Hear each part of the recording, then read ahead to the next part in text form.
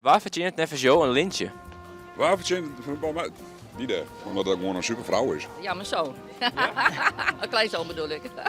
Mijn vrouw. Mijn hoen. Mevrouw. Mensen die, die dingen doen, die goede dingen doen voor ons land. Voor, in het algemeen alles. Verzorgt mij prima. Nou, omdat het een hele goede jongen is. Het eten op tijd op tafel. Nou, omdat ze heel goed voor me is. Je kent het allemaal wel. Nee, flauwekul natuurlijk. Dat is sowieso. Maar al die mensen die zich vrijwillig inzetten. Hij heeft 8 jaar hulphond geweest. En dan mag ik een hulphond meer wezen.